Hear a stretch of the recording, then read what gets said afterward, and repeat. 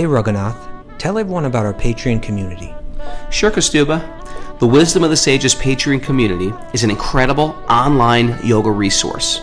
If you like the type of yoga wisdom and culture we share on the show, then our Patreon community is a great next step. This is a listener-supported podcast, and any level of sponsorship will unlock a wide range of live and archived classes, talks, and even workshops. Raghunath teaches, I teach, and we have a host of other excellent teachers on topics ranging from yoga philosophy, asana classes, storytelling, Ayurveda, kirtan, cooking, meditation, and a lot more. We even have an incredible online Bhakti 12-step recovery group. So if you want to check it out, go to patreon.com/wisdom of the sages. All right, let's get it on. Om Namo Bhagavate Vasudevaya. Om Namo Bhagavate Vasudevaya. Om Namo Bhagavate Vasudevaya.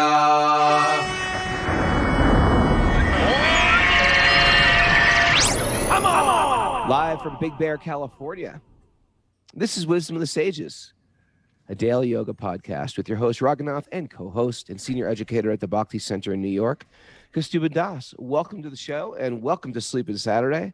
Oh, because I've been doing a lot of sleeping in lately on this little road trip, Mara. Yes, it is the fourth day in a row I've had 4 hours of sleep.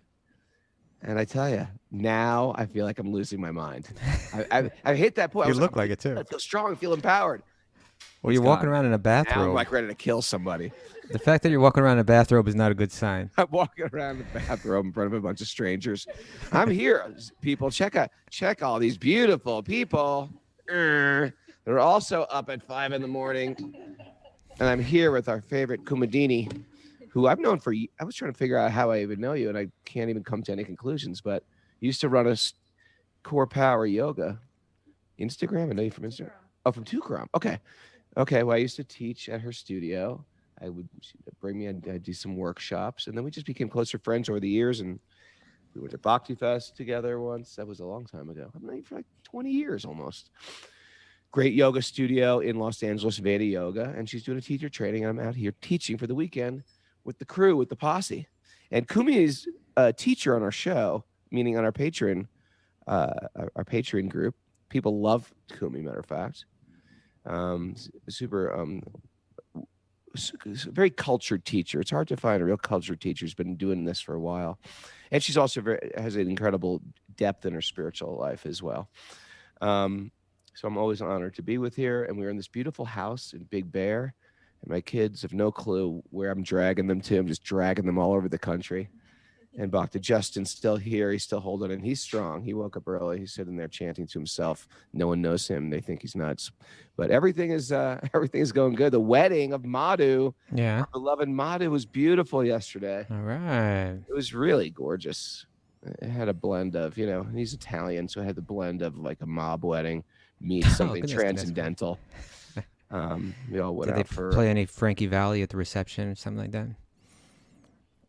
No, I can't remember. It's all a blur. It morphed into a maybe they did. Morphed into a competitive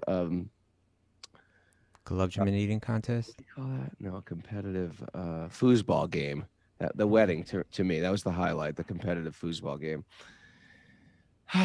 But there's a lot of people there. You know what I've realized about that wedding? There's a lot of others out there, Kaustubha, but I just want you to know that. It's not just all these Zoom people. We give all these people on Zoom tons of credit. We always talk about them, how wonderful Zoom is. I got news for you, Zoom people. It's a big world out there. Okay. Right? You're small. You're not as... I had this beautiful photographer came up to me, and he was photographing the wedding. And, he didn't look like he was like... He thought it looked like he was a hired photographer. He didn't look like he was part of the wedding friends or something, but he came up to me afterwards, and his name is Gene, and he came up to me and goes, my wife is a devotee, and I was never a devotee. And I listened to your podcast, and I tell you, it changed my life. And the photographer at the wedding burst into tears and just started hugging me. And he goes, I go, oh, I'm going to tell Kaustubha, and he goes, you tell Mara too. He goes, you're changing lives out there. It was so sweet, and I met so many others out there. It was so beautiful. Yeah, so I want to thank all the others there, especially these Californians who live out here too and can't get on all the time. But if you do want to join us live, you will be specially favored, and we shower you with presents, gifts, and secret mantras to help your spiritual evaluation and your spiritual growth. So if you'd like to join our Zoom team, that means if you're a Californian waking up at 2 a.m, that would be contacting Mara at wisdomofthesages108@gmail.com. Wisdomofthesages108@gmail.com. So far, you're doing okay, Raghu, with the sleep deprivation. Yeah. So far. Yes. We got an hour to go. Okay. I thought you said sweet deprivation. I was like, nope, ate a lot of sweets yesterday. Okay. Sleep deprivation. But now that you're in California, I got one question to ask. Yeah. How do you get to Big Bear? How do you get to Big Bear? You know what he's going for. He wants me to do a Californian imitation. You go south on the 405. When the 405 hits the 5, you keep going at 130. You throw your head west and get out of here, Kaustubha. Thank you.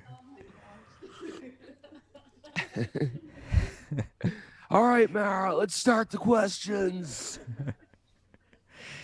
All right, you ready? I'm ready. Because I got a question for you. Why are you so low, Kaustubha? Oh, am I low? Is this okay? No, maybe, you know what? Maybe I can change that with my preferences. My Zoom preferences. Now you got me going. I'm going to be talking like this the entire day. All right, here we go. You just ask. I'm just going to make you louder in my thing. Okay. We got an important question for you, though, so you got to focus right now, Raghu. Completely focused. On what, though? That's the question. Love of God. Okay, here it is. This question is coming from Narottam Priyadas. Didn't she answer our question last week? Ask a question last week? I don't believe so. I could be wrong, though. Okay. Here goes. Narottam Priya, welcome to the show. My question is regarding the passing away of Pankajangri Prabhu. When we spoke about for Pankajangri, so he was a great saintly monk that we knew. Yeah. And he passed away recently. For those who are not in the know, keeping up with this, a great saint just died last week. There's a worldwide, global reaction to it, right? Yeah, a global. He's so loved. And we reacted as well. What's that? You and I were also. Sure, we're on the globe. He touched our lives, and we're a part of the globe, yes. Yes. Apart from a lifelong dedication to devotional service, we know how wonderfully he worshipped Lord Narasimha. Right, that was in that temple. He was the pujari, the priest for this one form of Lord Vishnu. Right. So if you're on the outside and you're looking in, you hear stuff like that. It's sort of like, here's a holy person doing holy things, worshiping holy deities. I can see where this question's going already. What happened? Why? Okay, go on. Why? Yeah. Why does he have to die? Yeah, something like that. When he fell sick, thousands of devotees worldwide were praying and chanting for his recovery. Yep. While medically his recovery seemed unlikely, there's nothing that the Lord cannot do, especially for an exalted, special, and dedicated devotee like him. Still, in spite of all the prayers, Narasimha yagnas, the rituals, and chanting, the Lord did not intervene. At least that's what it seems externally. While I know everyone has to leave their body someday, and in the case of exalted devotees, their leaving signifies freedom from the cycle of birth and death and going back to Godhead, I am left with the feeling that why, Raghunath? Why didn't the Lord listen to the prayers of so many devotees? I'm also left with the feeling that either the Lord could have made him recover or let him leave without having to go through the external suffering of breathing with a BiPAP machine for 10 days. I had the same thoughts when His Holiness Bhakti Charu Maharaj left last year. Right, another great being, inspirational being, left this world.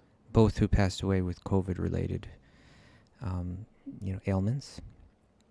I am feeling a bit of a crisis of faith due to this. Hearing your Q&A sessions, I am sure you will throw some wisdom to this and help me. Thank you very much for the show. I look forward to it daily. It's another other. From another mother. Another other peanut butter sandwich cookie. Have another peanut butter sandwich cookie. Remember that ad? I don't. Am I old? You guys, I'm like quoting little Abner. I'm so old, man. I've hit this new level of oldness that no one understands any of the jokes, just like my father was. Okay. First of all, I don't know if you picked up on this. She answered her own question, right? She answered her own question. It's sort of like... It's a das. What? This is a Narottam Priya das. Narottam Priya It's a he. Das. It's a he. Okay. It's a he. He answered his own question. He answered his own question. What makes us think... Okay, I'm going to take it even one step back. Okay. I do not practice spiritual life, bhakti yoga, got into the yoga system because I'm hoping that when I die, I'll go to heaven. That's not why I practice yoga. I practice bhakti yoga, chanting, kirtan, asanas, offering my food, making everything a spiritual offering, not for a pie in the sky when I die. I'm doing because pratyakshagavamam dharmyam susukam kartam avyam. It is sukam, susukam, very, very, very, very sukam. Right? It is very joyful. It's blissfully performed. It makes me feel wonderful in this life.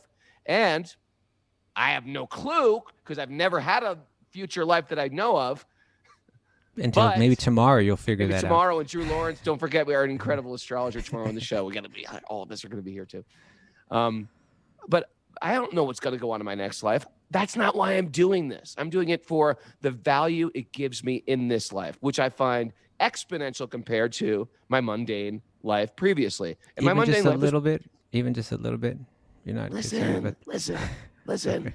All right. Even in this life, I felt like I've lived an adventurous life. I've traveled the world. I was in a band. We put out records. I owned a record company. Even in this short life previously, I've had a good material life. But you know what? It's still material life. It's still dull. The taste wears thin. It's like chewing a piece of gum for 3 days. Eventually, the taste goes away, and you're like, whoa, my jaw. That's what material existence is. So, where was I going with I don't know, but I just had to say this. Seeing you ranting on about your past in a bathrobe, I'm just a little worried. Like, this is where it all ends up. I lived a great life. I was in a band. I had a record company.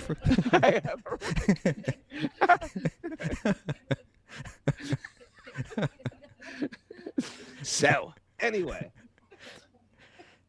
But that being said, if all these great masters who give me they give me a little advice, hey, control your senses. Okay, makes sense. I'll try that. I control my senses. I feel better. Hey, control your mind. I work on controlling mind after a couple of years, and hey, I feel better by doing that. Hey, try this meditational practice. I try it. I feel better. Every time this culture, this tradition, the gurus from previous masters or people who have walked this path a few steps before me tell me to do something and I do it, I feel the result and my faith deepens. I didn't say like, you know what, I'm really scared of dying. I've been shamed and feared into a spiritual life. So I'm going to just do it because I'll do penance. I'll flagellate myself. I will I'll be a martyr because I don't want to rot in hell when I die. That's not why I'm doing this. I'm doing it for the tangible benefit in this life. That being said, in this tradition, they do speak of an afterlife. I don't know if it's true. At the same time, I don't know the meditational practice they told me was true either. In small increments of faith, I feel like I'm evolving on this path. There's other stuff I still don't understand. Lord Vishnu, don't understand him. Can I understand him philosophically? Yeah. Is there an all-powerful being? Sure, why not? Different religious cultures talk about an all-powerful being. They talk about a light, an energy, a force. They talk of form, right? Can I understand that there's something higher than me? Yeah. Around this room, there's probably people in this room higher than me, smarter than me, stronger than me, taller than me. There's a lot of higher powers in this room with me. Can there be a higher being of all the beings? Why not? Because I can't see it. So in small increments of faith, I'm applying yoga techniques to my life, and it changes my life.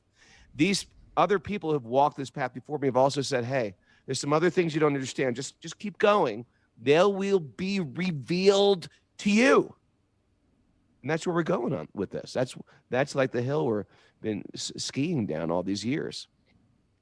So, according to these masters, and not just these masters, but masters of other traditions, as well as the Greeks would say, the Socrates said the same thing.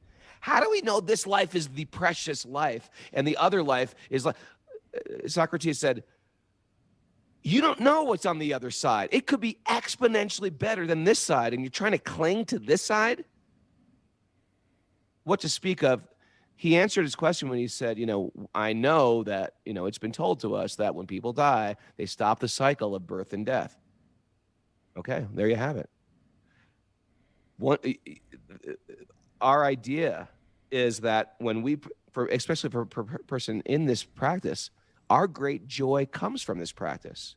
Our great joy comes from transcending the mundane. That I can speak in my life. When I really feel spiritually focused, I feel joyful. When I don't, I feel like a great burden upon me. If I'm angry, envious, controlled by rage, resentful, lusty, greedy, all those things, when I'm controlled by those things, I don't feel good about life. Isn't it great that these people are getting to this platform where those things don't weigh them down anymore? For those people, live or die. When you're living, you're not in the material world because you've transcended those things. And when you're dying, now you don't have to hold on to this meat puppet, this carcass that I'm just carrying around. That's, I'm skinning my knees, I'm getting poison ivy, I'm getting a sore throat. This thing's just causing problems to the soul that's already liberated. You see where I'm going with this, Kaustubha? I do, but then here's the other part is, okay, so you're saying he was happy in this life, he's going to be happy in the next life, so what's the problem? There's no problem here. But he's also saying, but why did he have to suffer so much? 10 days on that breathing thing. If he's so saintly, if he's so dear to God, why did he have to? Why doesn't God relieve him of all that? Really, like a very beautiful death, like a romantic type of everybody's around, or at least singing songs. It's kind of like you're being suffocated for 10 days, like a long suffocation or something like that. Yeah, I get it. Well, why did Christ die on a cross? Well, you tell me. That's the question. A crown of thorns, nailed. Sometimes in the different things can happen, but the first thing to understand is you don't get a pass from suffering in the material world. No one gets that card, the gold card, unless you do the work to understand you're not a body. If you really can fully get that in this lifetime, and some of you can already get part of that, right? Because we do different type of tapas or austerities to create almost like sever a connection so intimately with the body. For example, in the ashram, every day, and even now, we take cold showers. Why? Just because it's part of health and cleanliness and stuff like that. As soon as we wake up, but not today, as soon as we wake up, turn in that cold water, I chant a mantra and just go into that cold shower. Why? It helps separate myself from the body. And immediately I feel like a type of relief because it's part of the work of the tapas. That's why we do a strong yoga asana practice. Why? Because, a good yoga teacher is trying to, yoga feels good when I'm doing warrior one, and then it feels miserable after Kumi's holding me there for 20 breaths. And then I'm suffering. A good yoga teacher is trying to talk you out of the sensation and get you into the center of the soul, away from happiness and distress. So we should understand that of this world, there's always going to be overwhelming sensation of up and down. The yoga system is trying to find samadhi, right? Something in between, some type of sameness that happens in this world. Those who are practicing, it only hurts us to witness them leaving their body. And that being said, we should understand that in our faith and in our spiritual practice, we should understand we have no clue what's going on the other side of their experience. Yeah, I think that's even on this side of their experience, right? Right. In other words, the way the two people experience suffering is the same suffering can be very different. Oh, for sure, man. If you have kids, you know that, right? One kid can be like, Father, I just sliced my arm open with the screwdriver. Stuff like that. This is my Should we do 8-year-old talking to something? me at one point. Yeah, it's like my arm open. And it's just coming up like very calm, and I'm looking at it going, "Oh my god!" Right? And the other kid has like stubbed his toe, and like it's like 4 hours of my toe, my toe, my toe. It's just the way you identify with sensation, and that's going to create more suffering. Because pain is an experience. Everybody's going to get it. Suffering is an option. And suffering is how you've trained yourself in this lifetime and previous lifetimes, how you deal with some type of pain. Do you catastrophize your pain? Like, what does this mean for me now? I won't be able to do yoga, or I'm gonna lose. They're gonna amputate my foot. Whatever it is, that's a different type of reaction. And for someone like this kind of devotee, this kind of bhakti yogi, who for so many years had practiced with such depth and such sincerity. And so much contemplation, on the body, on material life, so much contemplation on Krishna's pastimes, Krishna's character. What they're experiencing when they're lying on that bed as they're approaching, the door to the next life. It's how special that moment is to them, we don't know. I think of when Bhakti Tirtha Swami was passing away, right? And Raghunath Swami was with him. He had a body that was totally emaciated. He had an amputated leg. His body was racked with pain and covered in tumors. Yeah. And everybody around him who loved him was feeling a sense of suffering because he was so dear to them. And in one sense, wishing that he could be relieved. Why does he have to go through this? And but he, on the other hand, was like not only like blissful, but like super blissful, to the point where, there's that Raghunath Swami shares that story where he was with him and he turned to him and he had tears just pouring out of his eyes. And he said, Raghunath Swami, life just doesn't get any better than this. Right. Yeah. So how someone's experience in that moment, even though externally may look very painful, what they're experiencing internally may be for them the greatest moments of their life. Well, I think your answer was better than mine, and you did it in one quarter of the time. 1/4 of the time. No, it wasn't better. Wow. But no, you just made me think of that by your answer. No, it's true. It's true. Can I ask you a question, sir? Please do. By the way, if you don't know, tomorrow we're having a special guest, Drew Lawrence, the guru. Drew Lawrence. And great guy. And he's like a master astrologer, and he's going to be on the show. If you've got some good astrology questions, send them to Mara. She'll put them in a file, and we'll read them there tomorrow. Wisdom of the Sages 108@gmail.com. Guys, I'm an astrology fan. And this guy is great. He did mine he did mine. He did my wife, my son. He's done Mara's. He's even done Kaustubha's, and Kaustubha doesn't know. But now I know things about Kaustubha you don't even know about yourself, brother. I know you got the results. He told me some secret stuff about you, but I'm not going to tell you. We're going to drop the bomb on the whole world tomorrow. They're all going to find out about you. We know your secrets. Is it as dark as Mara's past? Just tell me the truth. Mara, got something to tell you. I know some more stuff about you too. I tell you, it's there. It's like it's a Vedic therapist. They're Vedic therapists, and in the same way, we have a backstory in this lifetime. Like I'm sitting with a bunch of people, they all have a backstory. I don't know their backstory, but their backstory affects their today. How they did this yoga teacher training, how they ended up here. Right? I got news for you. You got another backstory that you have no clue what it's about. It's a previous life behind the curtain that you came into this world with.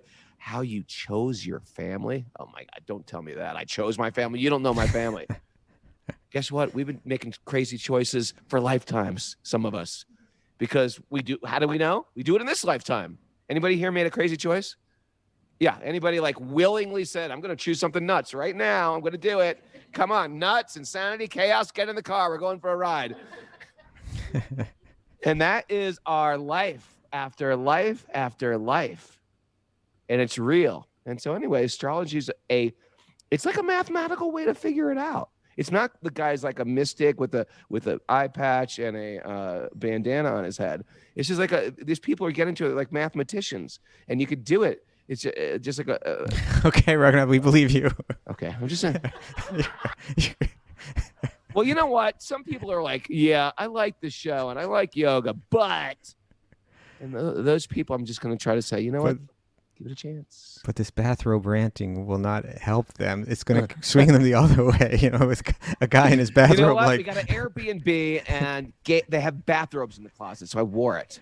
Okay. I wore it. But the sleep deprivation, it's just adding up. Raghunath. I lose my mind. Today, there's great hope that I'm going to sleep. Okay. There's great hope that I'm going to get 6 hours in. You woke okay, here's me your up question last. for you. Okay. What, did I wake you up? When you were going to sleep, you sent me a text. And I was going to have a sleep-in Saturday here because I was up late last night. And then you texted me at 4:30 a.m. my time. You were just going to sleep California time, and you woke me up. I know. I sent them a text. I sent Mara and Kaustubha a text last night. Oh, you sent that to Mara too? I think so. Mara? Yeah, you did. I slept through it though. Kaustubha's like one of those Vata constitutions. He gets a text in the middle of the night. He'll be like, up all night. Okay, now I gotta wind down. I need a chamomile tea. Okay, gotta read a book. Me and Kaustubha as Look at him roommates, laughing it's at so me. sad. It's so sad. Kaustubha's got his wind down thing. We're in India and he's got his wind down. He's doing like a Abhyanga massage on his Dude, feet. come on, man. Right? I just need a little quiet. That's Needs all. a little quietude. Comes in with a glass of hot ahimsa cow milk, and after 2 hours of the wind down, I barge in at 9:30. Hey, I just went to Bunga Bihari Temple. Woo! We had aloo tikkis. Woo! And he's got to start his whole process over again. And then I just put my pillow, and he's like, "So Raghunath, what?" I'm like, "I'm out. Like I'm out, like that every night. I don't even have time." It's crazy. Raghunath just lies down, and instantly he's snoring away. Instantly, like, and I'll wake up 6 hours later, exactly, solid. So when he's running around the room, just like it's like. It's not going to affect him at all, right? It's not going to slow you down from falling asleep. You know, it's how bears hibernate. They're like doing stuff bear-ish, and then they just sleep for months. Okay, here's your question. Dear wisdom of the sages. Who's this coming from? This is coming from Ingrid Yeah. Wallace. Ingrid, you know, Patreon. She's from Ireland. She's a really good singer. You know how they have that tradition where like Irish people sing? Yes, like I do. They just turn to someone. Every at the, culture's like the got family. that tradition, actually. No, but it's like it's like everybody at the table has to get up and sing a song. You know, it's like Raghunath, sing us a song. Sing, yes. And you gotta No, I don't know that tradition. They do that. You know, it's like Have you guys everybody heard of has to have a song that they sing. You know, Is anybody Irish here can verify that? it's true. Okay, what's your name again? Delaney's Irish, and she says, "I've never done that." I'm not saying every Irish person does it. Every Irish. Has Delaney been to Ireland before? She hasn't. Then okay. It's There okay. you You see? Okay. All right. But she's a good singer. Okay. Okay. Dear wisdom sages, over the last year, I've become increasingly aware of the corruption in the world. All you got to do is just dig in a little deep, and you're like, wait a second, this whole world is corrupt. Working out his bathroom, it's corrupt. There is a lot of evil and cruelty. You know what my mom would say? You put a D in front of evil, you got the devil. Thank you for that. Okay. I have also found comfort learning about Bhakti and Krishna from you guys. Krishna is so loving, yet really bad things happen in this world. How is this? Right? It's the age-old question. If there's a loving God, how could bad things happen? Great question. Krishna is so loving, yet really bad things happen in this world. How is this? Do you just avoid going down these awful rabbit holes and focus on Krishna or focus on the good? Thank you, Ingrid Wallace, via Patreon. Okay, Ingrid. You know, it's interesting how she ends it there. Like, do you just avoid going down these awful rabbit holes? And I assume that what she means by that is like, we could get caught up in all the evil in the world. We could just obsess about all the evil of the world. You know, even we can't do anything about it, but it just like kind of weighs down on our mind. And how do you avoid that? Do you just avoid going down these awful rabbit holes? And this would be my answer. It's to that part of the question. you know, the vision of reality that's provided in texts like Bhagavatam and Bhagavad Gita, especially Bhagavatam, it's going to try to give us a perspective that's very different than the perspective that we normally have walking through the world, right? It's like we're walking through the world in it. And then you have to fly up in the air and look down on the whole thing from a much broader perspective to see the full reality, right? To see the full reality. So while we're down here in it, it all seems incredibly brutal and sad and so problematic, and in many ways it is. But from another perspective, you experience it, you view it in a different way. So there are histories of great saints, right? Right. Who they're living right in it, right? And not only are they seeing cruelty, they're experiencing cruelty. Like extreme. You mentioned Jesus, on the cross. And one example that's commonly used in our own tradition is that of Haridas Thakur, right? Just a fascinating character who was like born in a Muslim family.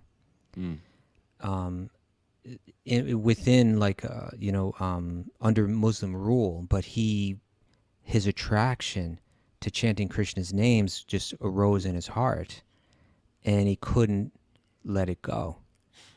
It was so strong, and it's almost in that kind of very oppressive government. It's worse than being a Hindu. Would be a Muslim that became a Hindu. It's like you were one of us, and now you've gone over there. And so he was, the abuse that he got, it just became more and more extreme until it was finally ordered that he should be murdered publicly. And not only like publicly, but like take him to every marketplace, right? There's like 22 marketplaces. It was ordered that he be beaten, flogged in every one of those marketplaces until he died. And in the market, meaning like you're setting the example, like they used to do in America, where they put you in the center of the town, put you in that what was that called? They put your head in. I don't know. Gallops. The gallows, is that it? Guillotine. No, not the guillotine. Well, guillotine chops chops your head off. Yeah, that's where they put you there, and they throw tomatoes at you, and then maybe they put you in a dunking stool, and perhaps they kill you. Well, yeah, Stockade. but this is just was that Mara? Stockade, according Stockade. to Thank you, the chat Mara. board. Yeah. That private school paid off. The chat board, public school education's paid off. Who needs public school education when there's a chat board there? So he was, the level of if you were to just view that from a common person's perspective of what Haridas Thakur was going through, this is horribly unfair. This is horribly cruel. How can I take it? How can I even take being in this world? But yeah, he was just becoming a better person. But I was being a good person in this world. I was trying to be the best I can be in this world, trying to do the right thing, and cruelty. That was his reward. Yeah, cruelty. Unfair world, Kaustubha. Do you know that? Yeah, and in one sense it's unfair. In another sense, there's a higher perspective. But if you were to look at it from a common human perspective, on the ground perspective, there's plenty there for the mind to become overwhelmed, in the cruelty. But when you have that higher perspective, now he was firmly situated in the higher perspective, so much higher that one response to the cruelty in the world is confusion. Sure. Another response is anger. But his response, and this is the response of like reality. The way that the way that the devotee, the way that the true like Bhakti-yogi responds to the cruelty and you could say the evil in this world is compassion, right? They're witnessing the same thing that another person is witnessing, but they're not feeling anger, they're not feeling confusion, they're feeling compassion. So extreme was Haridas's example that he was feeling nothing in his heart, in his mind, for the people that were beating him, except compassion. Right? Just pure 100%. So, she begins by saying that, or she mentions that Krishna is so loving on one hand. We read about that. We see that, that seems to be clear. And yet really bad things happen. How is this? Is because we've disconnected. If Krishna is just like this personification of love, but we're not experiencing it in this world. As a matter of fact, we see so many opposite manifestations. It means the logic is right there that we have disconnected ourselves from Krishna. That's the point, right? Right. And so what the devotee is looking at is looking and saying, oh, this is so unfortunate that there is this opportunity to connect with this loving divine source and to relieve all these problems. These problems, they arise. It's like the shadow, it's like there's light and then there's the shadow. And we're existing in the shadow in a sense. Like we've moved ourselves into the place where we're not receiving that light.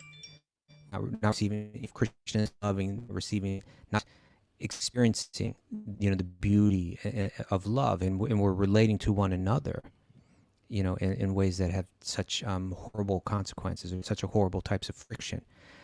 The higher perspective is recognizing that every single living being by nature is blissful and is experiencing divine love, and for the moment they're confused and they're experiencing painful circumstances, right? A law-abiding citizen visits the jail. Sometimes there's people, even people do this with kirtan, right? They want to help the people out of compassion, right? They want to help the people that are in jail, bring a little light into their life, and as you're moving through that jail, in one sense, you're not confused about why these people are here. You understand they did something themselves by their own free will, by their own choices. They've created the circumstance that they're now in. So you're not confused and saying, why? It was their choice. It's a deep responsibility when we wake up, like taking responsibility for, I've got a body, I've got some karma, I've got some stuff I'm working through. Yeah. And particularly if the perspective, like within that jail, was you knew they would be out soon and they would be reformed and they would have their life back, then your response is not like, why does the government allow this to happen? No, these people made it, the government set up the laws, and these people made certain choices. Right. And ultimately this is meant for their rectification so that they can come back out and enjoy life again. And so that's the higher perspective. But unless you have to be reminded of it, you have to contemplate it. And the more that you read it, the more that you contemplate these texts, gradually that understanding grows and grows and grows and grows till the only thing that's left, we may have mixed emotions at one point, but at a certain point, the only thing that's left is compassion, right? And that's the level that the great, karuna. That's the level that the great souls, that's the level that they operate on. So Ingrid is asking, how do you avoid going down these rabbit holes? It's not like exactly focusing on the misery of material existence. Well, it's not like trying to avoid the subject, but it's trying to deepen my comprehension of the subject. Right? Trying to deepen my comprehension of the subject, and that's done through hearing, and questioning, just like she's doing, So I think Ingrid has a good heart, and it's a good question, but it's try to think of it like this. As my life goes on, my perspective of this has to expand. My narrow perspective is not that it's completely off or false or something like that, but as I expand, I see it all in a greater context. And that'll be a great sense of relief, and it'll bring rise to compassion in my mind and heart. And then I can operate on that level. I like. All right.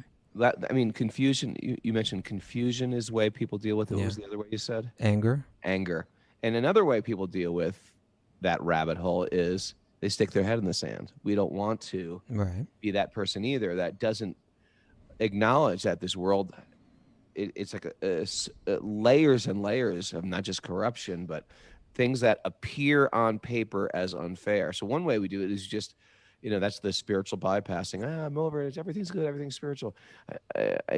We get that.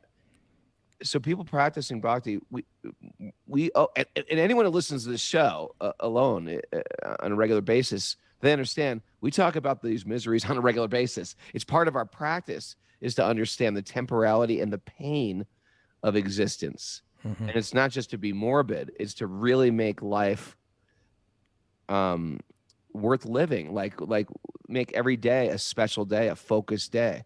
And if you don't keep life's temporality at the forefront of your mind, you waste time, you waste energy, you waste resources, you waste your life.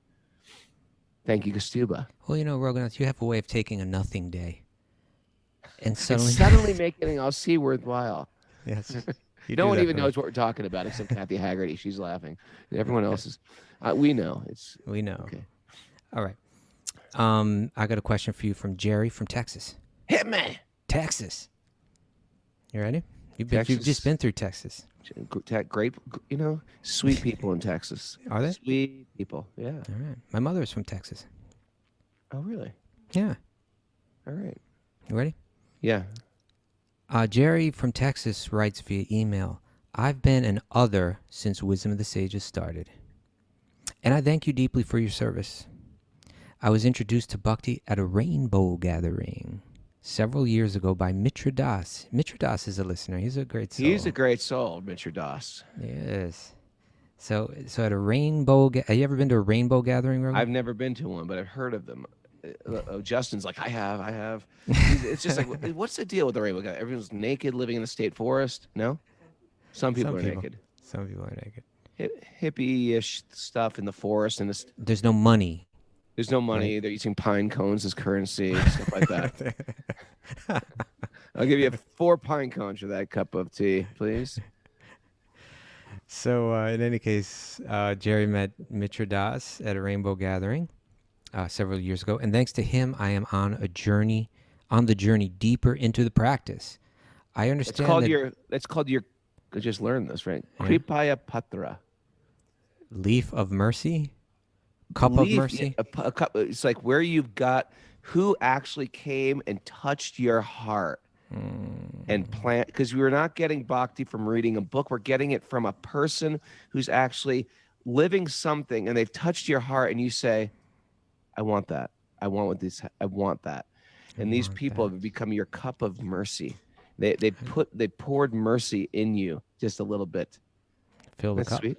Yeah. Where'd you get that? Where'd you pick that? Tukram. Tukes. Tukram. That was yesterday? Tukram. This guy's he's like a wealth of interesting info. Gotta get back at this show. Guy, he's blowing my mind again yesterday. I just love hanging out with him. All right. So having said all that, he says, I understand. Oh, then here's the question. He's going deeper into the practice. I understand that both are beyond time, but who came first, Krishna or Vishnu? Scriptures state both depending on what you read. Help him out. Krishna. Next Okay, question. thank you. Next question. Next, please. It depends on vantage points. It depends how you study literature. People are going to say different things from different. This is why you need a tradition, and the tradition reveals itself over time. And in our tradition, it's clearly stated, and the acharyas and the masters have said, ultimately, it appears like Krishna and Balaram are appearing as an avatar of Lord Vishnu. But we understand that even that avatar of Lord Vishnu is coming from Krishna, because he is the actual spring source, the fountainhead of all beings, even other manifestations of Vishnu, even other Vishnu Tattva avatars. So there's an importance of a tradition, because you learn stuff in context, and then you learn the entire greater. It's just like if I want to learn how to fix Rolls Royces, don't go to a guy who specializes in lawnmowers, fixing lawnmowers. They might have some insight, but they're not going to understand the bigger picture of how to fix the Rolls Royce. Go to Rolls Royce Master. And then you can just they'll show you these tools work better. No, this year the engines were slightly nuanced, etc. So there's so many books on there on spirituality, etc. Read them all, and then get to a point where you know what, I want to dive into a tradition, and I want to learn the nuances of that tradition, and then you get the fruits of that tradition. Does that make sense? Yeah, that makes sense to me. You know, one thing that can be confusing about like the vast Vedic literature, you know, you got the Vedas, you got the Upanishads, you got the Mahabharata, you got all the Puranas, and the Puranas is like 18 collections, you know, of stories, and each of them have like thousands or tens of thousands of verses, right? Like Bhagavatam is 18,000 verses. That's big. There's a lot of stories in there, but even that is like not one of the bigger Puranas. No. Vishnu which- Purana, 55,000 verses. You see, Raghunath, he's got that stuff down. Was that from one of those memes from? Yeah, that's how all my I saw education is done through memes. You know that. I saw that one. So, so And the then chat board. And the chat. I learned a lot from this chat board. For example, Bhakti Chris. I got to throw a garland at him right now. He just quotes the Bhagavad Gita saying, Bhakti Chris just did a drop the mic thing. He just quoted Bhagavad Gita. I am the source of all spiritual material worlds. Everything emanates from me. The wise who perfectly know this engage in my bhakti. That was beautiful, Bhakti Chris. Straight right on. Very nice podcast. But I could drop an even more specific one. Want me to drop Okay, it more? Bhakti Chris, ready? Is about to, what's that on the Saturday Night Live? Oh, you've one been up? there? I've been there twice. Oh, you've been there? I've been Cool Bhagavad Gita. I'll coach you in Bhagavatam. Yeah. It So always goes back to chunk. Saturday Night Live. It does. Ete chanta kala punsa Krishnas tu Bhagavan Svayam. This is very specific and right on point. Because this verse, it follows a list of so many different of the avatars of Lord Vishnu. And then it says, all the above mentioned incarnations are either plenary portions or portions of plenary portions of the Lord. But Lord Sri Krishna is the original personality of Godhead. He's the origin, right? So, but what I was getting at was, we kind of anticipate that this, you know, religious literature or whatever, it should just tell things as they are and be really simple to understand. And so you just open up the book and there's your answer. But the way that these books are written is that like they're written for all different kind of people on all different kind of levels, and it's encouraging their faith on whatever the level they're on. Mm. So if you read some of these Puranas, you walk away saying it's like, oh, Lord Shiva is like, you know, the origin of everything. And if, you know, but to help us understand that, what happens in the Bhagavatam, which is clearly like a superior literature, just in the nature of its language and poetry, but also within it, it expresses itself that this is the one that's the conclusion of it all, that's meant to help you understand it all. So I'm sure that people could find texts that are saying like Vishnu is the origin of all, you know, or things like that. But when you get to the Bhagavatam, it makes this point very clear. It's really meant to help us understand it, and there's a logic to it, that the origin is the one that possesses everything, and everything that comes from the origin possesses less. Right? Like, we don't have all the potency or all the qualities of Lord Vishnu, what to speak of Lord Krishna. Now, Lord Vishnu, although it is Krishna, he's not expressing everything there, right? Lord Vishnu, and it's listed the different qualities or the different, you know, that Vishnu doesn't have, that Krishna does have. Yeah. So Krishna is the origin of Vishnu. It's only Krishna where his whole personality comes out, you know, and then in Vishnu there's a little bit less, you know. But in any case, it's a you know, long part of me also feels like, don't worry about it. Just keep going on with what you're doing. Yeah. You know what I mean? It's just like, come on, ask this question like in 100 years from now or 50 years from now, when like Vishnu appears to you face to face, and you're like, wait a second, Vishnu, where are you coming from? Who are you coming from, Krishna, or Krishna coming from you? Then ask that question. Just continue on with controlling your senses and let it figure itself out. Okay, you ever see Jerry. people that just arguing? Not this person, but people just argue about these esoteric things they can never prove anyway. Just like, go on. It's all good. Just chant, go to kirtan, do your yoga practice, and control your tongue, belly, and genitals. Okay, but it's a good question. Okay. Oh, you got one for me? Yes, I do, sir. All right. This morning. Who's this from? This is from. It's from Clayton. Clayton. Hi, Clayton. AKA. AKA. You know, I've called Clayton Kelly Parina. That's his name. I've been calling him Clayton for a while, but he's got a devotee name. He's from Winnipeg. From the Great White North. Yeah. So Clayton asked, and Clayton's on Zoom this morning, so that's even more special. All right.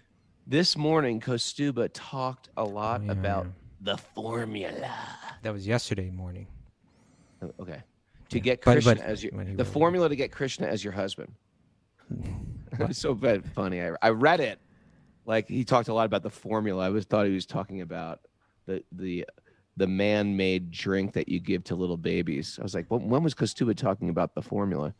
Oh, the formula to get Krishna as your husband. I don't think I was talking about how to get him as your husband, but as how to have him revealed in your heart. Oh. Right? Yeah, that was me talking about the mantra. Krishna, I want Krishna as my That's husband. right. That was you. Yeah, that was me. Okay. What I want to know, as if Kaustubha could elaborate on the notion that Srila Prabhupada uses often, that Krishna's mercy is causeless. What does that mean? Gotcha. Can I just sit around all day, eat cheese pizza, and play Mario Super Kart, and still get Krishna's mercy? Okay. Yeah, good question. So in other words, this term causeless in Sanskrit. Because if you can, we're about to order that pizza. Slow down, Raghu. Slow down. So the common phrase uses causeless mercy. We're speaking about Krishna's causeless mercy. The word is ahoitaki, right? That there's no cause. So what does that mean? And he's referring to. I was speaking there's two sentences that we read yesterday. The mercy the Lord bestows upon a particular person engaged in executing the responsible work entrusted unto them is beyond imagination. But his mercy is received due to our penance and our perseverance in executing devotional service. So that sounds like the cause right there, though. Isn't that the cause? Like, if you're saying, it's the penance and the perseverance, is that the cause for Krishna's mercy? I thought it was causeless. What does that causeless mean, right? So there's different ways that people speak about this. The one way is that, because when we talk about mercy, it means something undeserved, right? Like you committed a crime, and then you're standing before the judge, and you say, really what I deserve according to the law is to be thrown in jail right now, but I'm going to ask for your mercy. I'm going to ask you to throw myself on the mercy of the court. I throw myself on the mercy of the court. What I'm asking for is not in one sense, what mercy is commonly juxtaposed with, which is justice, right? Justice would be that I get exactly what I deserve. What I'm asking for is mercy. It's something beyond what I deserve. And in one sense, we can understand that what we receive from Krishna is beyond what we deserve. We're not these powerful yogis. We've turned away, from God. We're trying to enjoy this material world separately. We've invested a lot of time and energy into that, and then we turn around and say, please, be merciful. Please, free me from this entanglement that I've voluntarily, dug into. So in that sense, the cause, the what we're receiving is way beyond what we deserve, and you could say it's causeless. There's no reason why we should get it, right? But I think another important way to look at this, specifically, if we look at these, just so much is there in those two sentences by Prabhupada. I'll read them again. The mercy of the Lord bestows upon a particular person engaged in executing the responsible work entrusted unto them is beyond imagination. Okay, great. Send me some of that mercy. But his mercy is received due to our penance and perseverance in executing devotional service. So that seems to be, he's waiting for that, and that causes it. That's the cause, and the effect is that the mercy comes. But try to think of it like this. The sun is shining down on every single person, right? It's there for everyone. And it's not that we did anything to deserve that or something. It's just coming, right? By the mercy of the sun is shining down on us and giving us warmth and giving us heat. And if we want a suntan, which that sunlight, kind of offers, it's not that we've done anything to deserve it or anything to cause it, but we need to make ourselves receptive to it, right? So if I just stay inside all day, I'll never get the suntan, right? But it's not that I've caused the suntan by going outside. The sun was just there, and the sun was doing its part causelessly, without any particular action on our part. The sun was shining. So Krishna's mercy is there. It's there for all of us. But we access that causeless mercy. Right? Every single one of us is Satchidananda. Every single one of us is totally blissful by nature, and we didn't do anything to deserve that. That's just Krishna's causeless mercy. That's just his causeless, loving, nature. That we have that nature ourselves. We didn't do anything to get it. It's causeless, but we need to tap into it. We need to step out into the rays of it, and that's where this penance and perseverance is, involved. How's that? Does that work all right? Good. Very good. I'm going down. I'm going down. I don't know if you can know.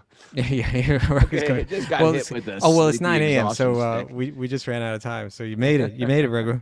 You going to get some sleep today? It's like going down. I'm going to get sleep. I'm going to go right back to bed and leave all these yogis up to do yoga. What are they doing this morning? You going back to bed? Oh, well, excited for tomorrow. Thanks, everybody, for joining us. Excited for tomorrow. Thanks for all Veda Yoga teacher trainees, and teacher trainings. But we have a special guest tomorrow. Don't miss tomorrow's show. Drew Lawrence, astrologer extraordinaire, who's going to shed some light, shed some jyoti on our dark world. And he's also a great spiritual Bhakti-yogi himself. And really excited about tomorrow. See you at 8 a.m. Eastern time. In the meantime, everybody, it's chanting and dancing and singing time. Woo!